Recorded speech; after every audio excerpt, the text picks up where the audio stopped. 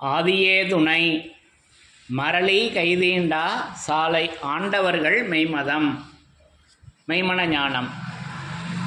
ஜெகமிரட்டிய காமவல்லியின் சப்ரமஞ்சம் கலந்த அந்த சாதிநாயகி தன்னை சேர்ந்தவர் தான் பிறப்பவர்க்கு இல்லையே. எல்லோருக்கும் நமஸ்காரம்.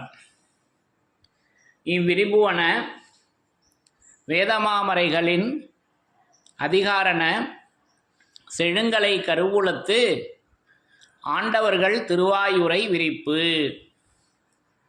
இந்த மெய்ப்பாதை வேறு. வேதம் ஆசான் திருமேனி. வேதம் ஆசான் திருமேனி. வேதத்தை ஓதினாலே புண்ணியம். வேதங்கள் பூராவும் தித்திக்கின்றன. வேத ஏட்டில் எழுதியுள்ளதை படிப்பதன் பயன் இறைவனை காண்பதுதான். வேத கலைவாணி உன்னாவில் இருக்கும்படி உன்னாவை நீட்டி அகட்டி வேதனாவாக வளர்க்க வேண்டும் என்பதுவே இறைவனின் எண்ணம். வாடாத கண்ணி வயது பத்தான ஏடான கலைமகள். கலைமகள் வாசம் செய்யும் நாவினை உடையவர்களே மறைமொழி மாந்தர். அவர்களே என் ஆசான். ஓதுமதி வேதகலைவாணி எந்தன் உளங்குளிர நாவில் நின்று முழங்கும் காப்பே. கலைமகள் பேசுவது முதல் நூல். அது ஆதியனாகிய முதல்வர் பேசுவது. தலைவன் தன்னை அறிந்தவனே குலத்தோன் என்று திருவேதம் உமக்கு உரைக்கச் சொன்னது எம்மை என்ற நமது குருபெருமான் அவர்களின் உத்தரவின்படி நமது குருபெருமான் ஆகிய பிரம்மோதய ஸ்ரீலஸ்ரீ பிரம்மோதய மைவழிச்சாலை ஆண்டவர்கள் அவர்கள் விளங்கும் அன்பர்களுக்கு எல்லாம் உளம்புகும் தெய்வமாய் அவர்கள் பரிசுத்த ஆவியாக அந்த வான்கண்ணி விராட்டவத்தில் அவர்கள் அமர்ந்து நமக்கு பரிசுத்த ஆவியாக வேதமாக வேத வாசகமாக வேதம் ஆசான் திருமேனியாக அந்த திருமறை குருபெருமானாக அந்த ஸ்ரீலஸ்ரீ பிரம்மோதய மெய்வழிச்சாலை ஆண்டவர்கள் அந்த திருமறையாக அந்த பரிசுத்த அவதாரமாக அந்த வேதமாகிய அவதாரம் அந்த அவதார திருக்கோலத்தில் என்றென்றும் எழுந்து அருளி இருக்கின்றார்கள். என்றென்றும் இருக்கின்றார்கள். அப்போ அந்த தெய்வ திருமேனி ஆகிய அந்த வேதம் ஆசான் திருமேனி இன்றைக்கு நமக்கு அந்த மெஞ்ஞான செல்வங்களை ஒவ்வொன்றாக நமக்கு இந்த உலக மக்கள் அனைவருக்கும் அது எல்லோருக்கும் அவங்க அந்த அந்த திருமேனியிலிருந்து வேதமாகிய திருமேனியிலிருந்து அந்த இறைவன் எல்லா மக்களுக்கும் அந்த வேத வாசகத்திற்கு வருகின்ற மக்கள் அனைவருக்கும் அதை எடுத்து வழங்கி கொண்டே இருக்கின்றார்கள். அப்போ அந்த தெய்வ திருமேனியிலிருந்து என்றும் அழியாத வேத வாசகத்தின் சிறப்புகள் என்றும் அழியாதது. அப்போ அழியாதது எப்படி இருக்கிறது? அது என்றும் அழியாதது. அது இறைவனுடைய வேத வாசகம் மட்டுமே. அது எப்படியெல்லாம் அது வடிவெடுத்து இருக்கின்றது என்பதை ஒவ்வொன்றாக படித்து தரிசனை செய்து வருகிறோம். அதன்படி இன்றைக்கு இந்த பதிவிற்காக இன்றைக்கு நான் எடுத்துக்கொண்டது திருமெஞ்ஞான குரல். நம்முடைய திருமெஞ்ஞான குரல் திருவாக்கியத்திலிருந்து ஒரு பகுதியினை நான் எடுத்துக்கொண்டேன். இந்த பகுதியில் அந்த என்றும் அழியாத வேதவாசகம் அது என்ன ஒரு மாரியதன் நாமம் எடுத்து அது எழும்பி அதனுடைய பரிணாம வளர்ச்சி எப்படி இருக்கிறது என்பதை மாரியதன் நாமத்தை இங்கே நமக்கு தெய்வம் அவங்க அற்புதமாக நமக்கு எடுத்து வழங்கியிருக்காங்க. அப்போ இந்த திருவாக்கியமானது திருமெஞ்ஞான குரல் 16வது திருவாக்கியம்.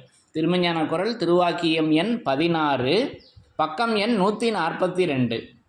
பக்கம் எண் 142ல் இந்த வாசகத்தை நமக்கு தெய்வம் அவங்க அந்த அழியாதது எப்படி இருக்கிறது என்பதை இங்கே எடுத்து அந்த அருள்வர்ஷிப்பை எடுத்து வழங்கி வச்சுருக்காங்க. அப்போ அது என்ன என்பதை படித்து தரிசனை செய்யலாம். பிரம்மோதய சாலை ஆண்டவர்கள் திருவாக்கியம்.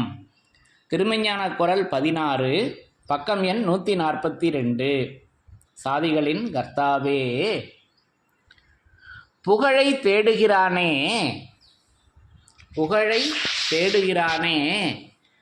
அதை சுலபமாக கைபோடும் வழி தெரியுமா?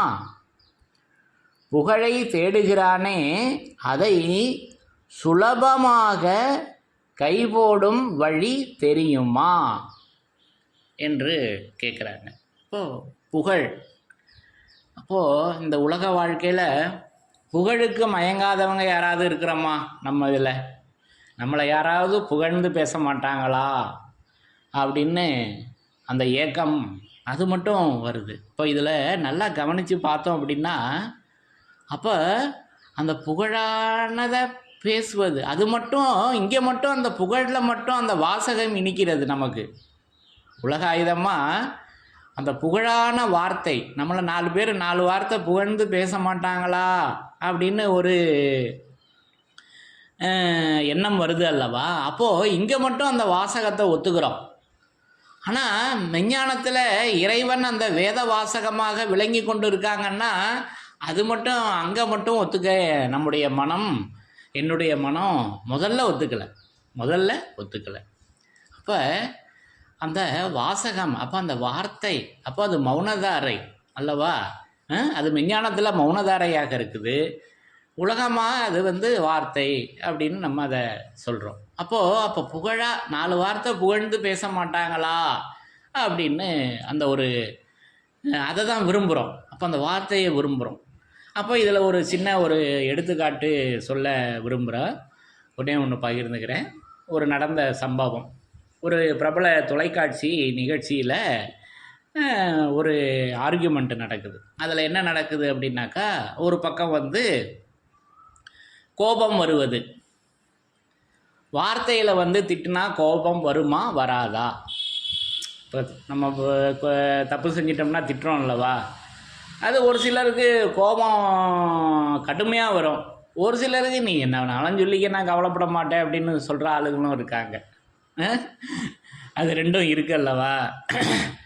அப்போ அதுக்கும் நம்ம திட்டுவோம், எருமை மாடு ஏதாவது உரைக்குதா பாரு அப்படின்லாம் பேசுவோம். அப்போ ஒரு ஆர்கியூமெண்ட்டு நடக்குது.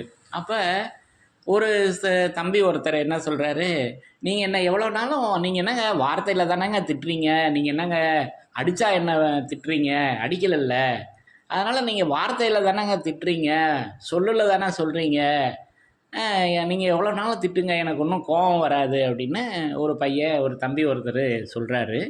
அப்போது ஆப்போசிட் பேசுகிறவங்க கூட இல்லை, அந்த நிகழ்ச்சியை நடத்துகின்ற நெறியாளர் திடீர்னு என்ன பண்ணுறாரு, எருமை மாடு மைக்கை கொடு, நீயே வச்சுக்கிட்டு இருக்க, பக்கத்தில் உள்ளவங்ககிட்ட கொடுன்னு சொல்கிற எருமை மாடு அப்படின்ட்டு ஒரு மாதிரி கோபமாக திட்டுறாரு. பார்த்தீங்கன்னா அவருடைய முகத்தை காமிக்கிறாரு. அந்த உடல் மொழி இருக்குல்லவா, பாடி லாங்குவேஜு, அந்த பையனுடைய அந்த தம்பியினுடைய முகம் சிரித்து போயிட்டு டென்ஷன் ஆகிடுறாரு. அப்போ நான் வேணுன்னே தான் இப்படி திட்டினேன், இப்போ நீங்கள் கோபம் வராதுன்னு சொன்னீங்களே, இந்த இப்போ உங்கள் ஃபேஸ் எக்ஸ்ப்ரெஷன் மாறிடுச்சே அப்படின்னதும் அவர் ஒத்துக்கிட்டார். அப்போது அந்த வார்த்தைகளுக்கு அவ்வளவு சக்தி இருக்குதுங்க. நம்ம சாதாரணமாக உலக வார்த்தைகளே, அந்த வார்த்தைகளுக்கு அதை நம்ம சாதாரணமாக நினைக்கக்கூடாது. வார்த்தை வெறும் வார்த்தைன்னு அல்ல, உலக வாழ்க்கையில் நாம் புழங்கக்கூடிய வாசகங்களே சாதாரணம் அல்ல. அப்போது உலக வார்த்தைகள்லையே இவ்வளவு வித்தியாசம் இருக்கிறத நம்ம உணர்கிறோம். அப்போது மெஞ்ஞான மகத்துக்கள் சொல்லிய வார்த்தை, அந்த மௌனதாரைகள், அந்த இறை சொரூபமே அருளிய அந்த வாசகங்கள் என்ன வல்லபமாக இருக்க வேணும் என்ற அந்த கணம் எண்ணி பார்க்கணும். அப்போது அது எவ்வளவு அனுபவ ஆட்சியுடைய கணம் பொருந்திய கண்ணியமான மௌனதாரையாக இருக்க வேணும். அது எவ்வளவு அனுபவ ஆட்சியுடைய கணம் பொருந்திய கண்ணியமான மௌனதாரையாக இருக்க வேணும் என்று நீ நினைத்து பார்த்தது உண்டா என்று இதே திருமெஞ்ஞான குரல் திருவாக்கியங்களில் நமக்கு தெய்வம் அவங்க எடுத்து கொடுக்குறாங்க. அப்போது அந்த வாசகங்கள் என்ன கணம் உடையது, அது அனுபவ ஆட்சியுடையது அல்லவா? அது இறைவனுடைய அனுபவம். சாதாரண வாசகம் அல்ல. அப்போது நமக்கு இன்றைக்கு நம்ம எடுத்து புழங்கக்கூடிய இந்த வேத வாசகங்கள் அந்த ஆதி பிதாவே வந்து வெளியாக்கிய அந்த வாசகங்கள். 22 ஆண்டுகள் துறவரம் பூண்டு ஆடுமேய்ப்பு திருக்கோலம் அந்த தொழிலினை எடுத்து அதை முடித்து அதன் பின்பு பல ஆண்டுகள் அன்னபானங்களின்றி திருப்பரங்குன்றத்தில் கடுந்தவம் இருந்து வெளியாக்கிய அந்த விளைந்த அந்த மௌனதாரை. இப்போது நமது தெய்வம் அவர்களின் அந்த திரு ஆலவாயிலிருந்து பிறந்த இந்த வேத வாசகங்கள் அது எப்பேற்பட்ட வல்லபமுடையது, எப்பேற்பட்ட எவ்வளவு பாடுக்கு அப்புறம் இது விளைஞ்சது. அப்போ அது விளைகின்ற மௌனதாரையாக அது விளைஞ்சி இருக்குது. அது விளைஞ்சி நமக்கு இன்றைக்கி வேதமாக எடுத்து வச்சுருக்காங்க. அது நம்மக்கிட்ட விளையணும். நம்மக்கிட்ட என்ன விளையணும்னா அந்த மௌனதாரை நம்முடைய நினைவில் பதிஞ்சு அதை எடுத்து பேச வேண்டும். அப்போது இப்படியெல்லாம் அந்த புகழை நமக்கு எடுத்து வச்சுருக்காங்க. அப்போ உலகாயுதமே 4 பேர் நம்மளை புகழ்ந்து பேச மாட்டாங்களா? இப்போ இன்னும் ஒரு சில ஆட்கள்லாம் இருக்காங்க, பணம் கொடுத்து என்னை புகழ்ந்து பேசு அப்படின்னு சொல்லக்கூடிய ஆட்கள்லாம் இருக்காங்க. நம்ம உலக அனுபவத்தில் இதெல்லாம் நம்ம இதை நிறையா விரிச்சிக்கிட்டே போகலாம். போதும், நான் இந்த அளவோடு நிப்பாட்டிக்கிறேன். அப்போ இதில் மட்டும் அந்த வாசகம் நமக்கு தித்திக்குது புகழில், உலக புகழில். ஆனால் மெஞ்ஞானத்துக்கு அந்த வாசகங்கள், அதனால தான் வேதத்தை ஓதினாலே புண்ணியம், வேதங்கள் பூராவும் தித்திக்கின்றன. அப்போ அந்த தித்திப்பு, அப்போ அது தேன் சுவையாக அல்லவா அந்த வாசகங்கள் நமக்கு இன்றைக்கு வேதமாமறையில் எடுத்து வழங்கியிருக்காங்க. ஆக இப்படியெல்லாம் அந்த வித்தியாசங்களை எண்ணி பார்க்க வேண்டும் அல்லவா? அப்போது அந்த புகழை தேடுகிறானே, அதை சுலபமாக கைபோட வழி தெரியுமா கேட்குறாங்க. அப்போ அதற்கு தெய்வம் அங்கே அந்த என்றும் அழியாத வேத வாசகத்தை அடுத்தே கொடுக்குறாங்க. நிஜமான புகழுடம்பை பாருங்கள். அந்த புகழ் அது உடம்பாக இருக்குதுங்க. இங்கே மெஞ்ஞானத்தில் அந்த புகழ் உடம்பாக இருக்கிறது. இப்போ இது ஏற்கனவே 13வது திருவாக்கியத்திலே நம்ம இதை படித்து தரிசனம் செய்திருக்கிறோம் அல்லவா? அந்த புகழ் அது அழியாத புகழ் எப்படி இருக்கிறது என்பதை ஏற்கனவே நம்ம தரிசனம் செய்திருக்கிறோம். இது 16வது திருவாக்கியத்தில் மீண்டும் நமக்கு தெய்வம் அவங்க கொடுக்குறாங்க. அப்போது நிஜமான புகழ் உடம்பை, அப்போ அந்த புகழ் உடம்பாக இருக்குதுங்க. அது நிஜமான புகழ் உடம்பாக இருக்குது. அப்போது நிஜமான புகழுடம்பை அழியாத புகழுடம்பை எய்த வழி இங்கே கொடுத்துட்டாங்க. அழியாதது புகழுடம்புங்க, அது நிஜமாக விளங்கி கொண்டிருக்கிறது. நிஜமான புகழுடம்பை அழியாத புகழுடம்பை எய்த வழி சர்வமும் எதற்குள் அடக்கமோ அந்த திருமேனி உன்னை புகழும்படி செய்து கொண்டால் போதும். சர்வமும் எதற்குள் அடக்கமோ அந்த திருமேனி உன்னை புகழும்படி செய்து கொண்டால் போதும். அப்போது உலக புகழ்ச்சியில் நம்ம பணம் கொடுத்து கூட புகழை வாங்கிக்கிறோம். உலக மக்களினுடைய புகழ், என்ன நல்லா புகழ்ந்து பேசு, ஒரு அரசியல் மேடையோ ஒரு கல்வியினுடைய மேடையோ பட்டிமன்றங்களையோ என்னை புகழ்ந்து பேசு, 4 வாரத்தை புகழ்ந்து பேசு, நான் இவ்வளோ காசு தரேன் அப்படின்லாம் சொல்லி நம்ம பண்ணுறோம். ஆனால் இங்கே பார்த்தோம் அப்படின்னாக்கா மெஞ்ஞானத்தில் யார் நம்மளை மதிக்கணும், யார் நம்மளை புகழணும் என்று இறைவன் சொல்லியிருக்காங்க. இப்போ இதெல்லாம் நம்ம ஏற்கனவே வேதத்தின் சிறப்புகளில் நம்ம படித்து தரிசனம் செய்திருக்கிறோம் அல்லவா? அப்போ அதை திருவருட்குரலில் பேசி வர்றப்ப அவன் பேச்சை ஒரு பேச்சென்று நாம் கேட்டுக்கொள்வதா, அவனை வேதம் மதிக்கிறதா? அப்போ நம்மளை யார் மதிக்கணும்? வேதம் மதிக்கணுங்க. அது மாதிரி நம்மளை யார் புகழணும்னா அது இங்கே சொல்லிட்டாங்க அற்புதமாக. சர்வமும் எதற்குள் அடக்கமோ அந்த திருமேனி உன்னை புகழும்படி செய்து கொண்டால் போதும். அப்போது சர்வமும் எதற்குள் அடக்கமோ அந்த திருமேனி. அப்போது அந்த திருமேனி அன்றைக்கு ஒரு ஆதிமூல விதிவேசவாச நீடுவேடு நடனமாகிய தோற்றம் எடுத்து ஒரு தூல திருமேனியாக நமது தெய்வம் அவர்கள் விளங்கினார்கள் அன்றைக்கு. இன்றைக்கு அது எங்க? அப்போ இன்றைக்கு அவங்க அந்த சர்வமும் எதற்குள் அடக்கமோ அந்த திருமேனி நமக்கு வேதம் ஆசான் திருமேனியாக, அந்த மனம் பூத்த திருமேனியாக, அது மதிபூத்து ஒளிருகின்ற நாவாக அந்த திருமேனி, அந்த வேதமாகிய திருமேனி இப்படி விளங்கி கொண்டிருக்குங்க. இப்படி நான் அதை உணர்கின்றேன் எனது அனுபவத்தில். அப்போது சர்வமும் எதற்கு உள் அடக்கமோ அந்த திருமேனி. அப்போ சர்வமும் எதற்குள் அடக்கம். அப்போ அந்த எதற்குள் என்பது எவ்வளவு பெரிய வாசகம். அப்போது அதை நின்று பார்க்கணும். அங்கேயே அதற்கான விடையை வச்சுருக்காங்க. அப்போ சர்வமும் எதற்குள் அடக்கமோ அந்த திருமேனி. அப்போ அந்த திருமேனி எதற்கு உள். அப்போ எதற்கு என்பது கேள்வி ரூபமான செயலறிவு உரையல்லவா. கேள்வி ரூபம், அந்த கேள்வி ரூபமாக, அந்த கேள்வியின் நாயகனாக அல்லவா அவங்க விளங்கி கொண்டு இருக்காங்க. அப்போது அந்த கேள்வி ரூபமான செயலறிவு உரையாக அந்த எதற்கு உள். அப்போ அதில் இருக்குதுங்க அந்த துவாரம், அந்த தமர், அந்த கேள்விக்குள்ளே இருக்கின்றது அந்த தமர்.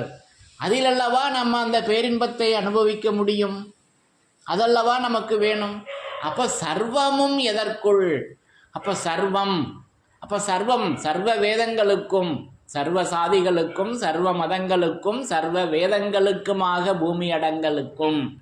அப்போ சர்வம்லாம் நம்ம நிறைய தரிசனம் செய்திருக்கிறோம் அல்லவா வேதத்தின் சிறப்பாக. அப்போ சர்வம் என்பது அது எதற்குள். அந்த சர்வம் என்பது திருவேதமாக திருமறையாக இருக்கிறது. அது எதற்குள் அடக்கமோ அந்த திருமேனி உன்னை புகழும்படி செய்து கொண்டால் போதும். அப்போ சர்வமும் எதற்குள் அடக்கமோ. அப்போ அந்த எதற்கு உள் என்பதில் அடக்கமாக இருக்குதுங்க அந்த திருமேனி. அப்போ இப்படி ஒவ்வொரு வாசகமும் அது வேதத்தின் சிறப்பாக நமக்கு, வேதம் ஆசான் திருமேனியாக அந்த திருமேனியை நமக்கு அது மாறாதிருக்க வந்த அந்த மறையோன் சொரூபத்தை நமக்கு எடுத்து கொடுக்குறாங்க. அப்போது இது சைவ திருமேனி அல்லவா. இந்த திருமேனி சைவ திருமேனி, மாமிச திருமேனி அல்ல. அப்போது அதை நம்ம ஏற்கனவே சோடச நிலையில் எப்படி தரிசனம் செய்திருக்கிறோம். நம் குல தெய்வ சைவ திருமேனி சுருதி பெருமான். அப்போ நம் குல தெய்வ சைவ திருமேனி சுருதி பெருமான். அப்போ அது சைவ திருமேனி என்றென்றைக்கும் இருக்கக்கூடியதுங்க. அது சுருதியாக இருக்கின்றது. அப்போ சுருதி என்றால் திருமறை அல்லவா, திருவேதம் அல்லவா, அது பெருமானாக. அப்போ இதெல்லாம் நம்ம ஏற்கனவே வேதத்தின் சிறப்புகளில் சோடச நிலையில் தரிசனம் பண்ணியிருக்கோம் அல்லவா, படித்து தரிசனம் செய்திருக்கிறோம். அப்போது அந்த திருமேனி அது மனம் பூத்த திருமேனி, அது மதிபூத்து ஒளிருகின்ற அந்த நாவு, அது சுருதியாக அல்லவா அது விளங்கி கொண்டிருக்கிறது. ஆக இப்படி நமக்கு அந்த திருமேனியை நமக்கு என்றென்றைக்கும் உலக மக்கள் அனைவருக்கும் அதை வேதமாக திருமறையாக எடுத்து படைத்து வச்சிருக்காங்க. அப்போது சர்வமும் எதற்குள் அடக்கமோ அந்த திருமேனி உன்னை புகழும்படி செய்து கொண்டால் போதும். சர்வ உலகும் நித்திய காலம் புகழும் நித்திய காலம் புகழும் புகழ் உன் கைவரவாகும் என்று நமக்கு அந்த புகழை சுலபமாக அடைவதற்கு எய்துவதற்கு வழிய இந்த திருவாக்கியத்தில் நமக்கு அந்த புகழை எடுத்து சொல்லி, அந்த என்றும் அழியாத வேதவாசகம் எப்படி இருக்குது என்றால் அது நிஜமான புகழுடம்பை, நிஜமான புகழுடம்பை, அழியாத புகழுடம்பை. அப்போது அந்த அழியாத புகழுடம்பு அது நிஜமாக இருக்குதுங்க. அப்போ தெய்வ தேடு ஊடகத்தில் பேசி வர்றாங்க, வந்தது நிஜம்தான், வந்தது பொய்யல்ல, வந்தது நிஜம்தான் ஐயா, வளர்கையில் ஆயம் தன்னை தந்த அது எங்கட்கு என்று தானதை இறக்கி வைத்து மந்திர ஸ்திரத்தை எங்கள் மனந்தனில் அழுத்தினாலும் பந்துலாம் பூமி எங்கும் பரப்பவென்று இருக்குது ஐயா. அப்போ வந்தது நிஜம், அப்போ நிஜம் அல்லவா, அப்போ நிஜம் என்றைக்கும் இருக்கக்கூடியது. அப்போ அந்த நிஜம் நம்ம வேதத்தின் சிறப்பாக தரிசனம் செய்திருக்கிறோம் அல்லவா. அப்போ அதை நம்ம அந்த ஆதி மான்மியத்தில் காண்புலையாகிய ஆதிக்கு முன் ஆதியாக இருந்து எடுத்து எழுதி வருகின்ற அந்த தவ ஆதீன மான்மியத்தில் வேதத்தின் சிறப்பாக அந்த நிஜத்தை தரிசனம் செய்தோம் ஏற்கனவே. அது எப்படி இருக்கிறது என்றால் அது நிஜவேதம் மங்கா. அப்போ அந்த நிஜமான புகழுடம்பு அது நிஜவேதம் அங்கா பிசகாது இங்கே மகா பெருக்கமாகிய செயலேறி வந்து வெளியாகி கொண்டிருக்கும் இது நாள் ஆனது. இப்போ இந்த வாசகத்தில் நம்ம ஏற்கனவே அந்த நிஜத்தை தரிசனம் செய்திருக்கிறோம் அல்லவா? அப்போ அந்த நிஜம் நிஜவேதம் மங்கா. அப்போ அது மங்காத புதுமை சிந்தும். அப்போ அது மங்காத புதுமையை அது என்றென்றைக்கும் அந்த திருவேதம் அந்த திருமறை சிந்திக் கொண்டிருக்கின்றது. இப்போ அதனுடைய தயவால் அல்லவா நம்ம எடுத்து பேசி கொண்டிருக்கிறோம், இதை பங்கிக் கொள்கிறோம். அந்த வேத வாசகமாக நமது தெய்வம் அவர்கள் விளங்கி கொண்டிருக்கின்றார்கள். ஆக இப்படி நான் அவர்களை உணர்கின்றேன். அப்போ அந்த நிஜம் அது நிஜவேதம். அப்போ நிஜம் என்பது வேதம். அப்போ வந்தது நிஜம். அப்போ நிஜம் வந்து நிஜத்தை நமக்கு வழங்கியிருக்காங்க.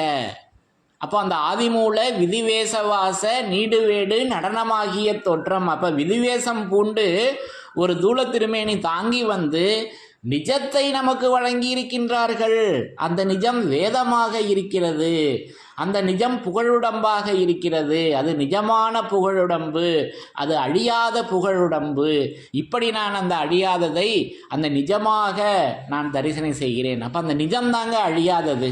அப்போ என்றும் அழியாத அந்த வேத வாசகம் அது நிஜமாக இருக்கிறது. அப்போ அந்த நிஜம் அது நிஜவேதம் அங்கா பிசகாது இங்கே. வாசகம் கொடுத்துட்டாங்களே, அப்போது வந்தது நிஜம்தான் ஐயா. அப்போ வந்தது நிஜம். அப்போ அந்த நிஜம் திருவேதமாக அல்லவா இருக்கிறது. இப்படி ஒவ்வொரு வாசகங்கள்லையும் அந்த வேதத்தை அந்த திருமறையை நமக்கு ஆசான் திருமேனியாக எடுத்து நமக்கு இப்படி நிரூபணை செய்து அவங்க அந்த பரிசுத்த ஆவியாக என்றென்றைக்கும் விளங்கி கொண்டிருக்கின்றார்கள் என்பதை நான் இப்படி உணர்கின்றேன். நான் இப்படி இதை விளங்கி கொண்டேன். ஆகவே இந்த பகுதியில் நமக்கு அந்த என்றும் அழியாத, அந்த என்றும் மாறாத, அந்த என்றும் வாடாத வேத வாசகம் அது நிஜமான புகழுடம்பை, அழியாத புகழுடம்பை எய்த வழி சர்வமும் எதற்குள் அடக்கமோ அந்த திருமேனி உன்னை புகழும்படி செய்து கொண்டால் போதும். அது போதுமே. அப்போ போதும் என்ற மனமே பொன் செய்யும் மருந்து. இதெல்லாம் நமக்கு வாசகம் முன்னோர்கள் கொடுத்துருக்காங்க. அப்போ அந்த போதும் அல்லவா, அது போதும் நமக்கு. அந்த திருமேனி நம்மளை புகழ்ந்தால் போதும். வேற யாரும் புகழணும்னு அவசியம் இல்லை எங்கள் மெய்வாழ்வில் அல்லவா. ஆக இப்படி நமக்கு அந்த புகழ், அந்த அழியாதது புகழுடம்பாக இருக்குது. அது நிஜமான புகழுடம்பாக, அந்த புகழுடம்பு நிஜமாக இருக்குதுங்க. அப்போ அந்த புகழ் உடம்பாக இருக்கிறது. அப்போ அது உடல் எடுத்து இருக்கிறது அல்லவா. அப்போ அந்த உடம்பு அது பரிசுத்த ஆவியாக அந்த உடம்பு இருக்கிறது. அப்போ இந்த உடம்பெல்லாம் நம்ம பரிசுத்த ஆவி உடம்பு, பரிசுத்த தேகம், பரிசுத்த தூளம், பரிசுத்த உடம்பு. அப்போது வேத போத நீத மந்திரங்கள் வேறு வேறனைத்தும் ஓருருவாகி உடம்பெடுத்து. அப்போ அந்த உடம்பு வேத போத நீத மந்திரங்களாக அது உடம்பு இருக்கிறது. அடுத்து நீதி உடல் ஆதி எடுத்து. அப்போ அந்த உடம்பு, அந்த உடல் நீதி உடலாக, அது நீதியாக விளங்கி கொண்டிருக்கிறதுங்க. அப்போ அது வீற்றிருந்தன் முகம் நோக்கி மொழிந்த நீதி. அப்போ அந்த நீதி மொழியாக விளங்கி கொண்டிருக்கின்றது. இப்போ இதெல்லாம் நம்ம ஏற்கனவே அந்த உடலில் தரிசனம் செய்திருக்கிறோம் அல்லவா. அப்போது தந்தையே உன் உடம்பை தனிகையர் என்று எண்ணி தொடர்ந்தது குருவன் ஈஸ்வரா இணையில்லா உன் வாக்கு இவ்வுடலை நோக்கியே. அப்போ உடல், வாக்கு இவ்வுடல். அப்போது திருவாக்கு. இப்போ தங்களுடைய அனுபவத்தை, தங்களுடைய குருபெருமானை நமது தெய்வம் அவர்கள் எப்படி தரிசனம் செய்கிறாங்க என்பதையும் இதெல்லாம் நம்ம ஏற்கனவே நெடுக பேசியிருக்கோம் அல்லவா. அப்போது அந்த புகழ் உடம்பாக இருக்கிறது, அது நிஜமாக இருக்கிறதுங்க.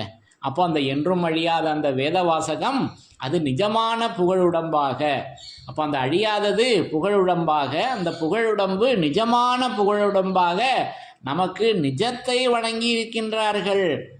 அப்போ அந்த நிஜம் அது நிஜவேதம் அங்கா பிசகாது இங்கே. ஆகவே இந்த பகுதியில் அந்த அழியாத வாசகம், என்றும் அழியாத அந்த வேத வாசகம் நமக்கு நிஜமாக எடுத்து வழங்கியிருக்காங்க. அது நிஜமான புகழுடம்பாக எடுத்து வழங்கியிருக்காங்க. அந்த நிஜம் இப்படி திருவேதமாக நிஜவேதம் மங்காதது. அப்போ அந்த மங்காதது அது என்றும் மங்காதது. அது அந்த கங்காளன் பூசும் கவச திருநீரு என்றும் மங்காதது. அப்போ அது மங்காதது. அதுதான் மங்காத்தாவாக அந்த அம்மனாக அவங்க விளங்கி கொண்டு இருக்கின்றார்கள். அப்போ அது திருவேதமாக அந்த அம்மன் திருவேதமாக நமக்கு இப்படி விளங்கி கொண்டு இருக்கின்றார்கள் என்பதை இந்த பகுதியிலிருந்து என்றும் அழியாத இந்த வேத வாசகத்தின் சிறப்பாக நான் இப்படி விளங்கி கொண்டேன் என்று கூறி, என்றும் அழியாத என்றும் மாறாத என்றும் வாடாத வேத வாசகத்தின் சிறப்புகள் தொடரும். தலைவன் தன்னை அறிந்தவனே குலத்தோன் என்று திருவேதம் உமக்கு உரைக்கச் சொன்னது எம்மை. என்றும் அழியாத வேத வாசகத்தின் சிறப்புகள் தொடரும். எல்லோருக்கும் நமஸ்காரம்.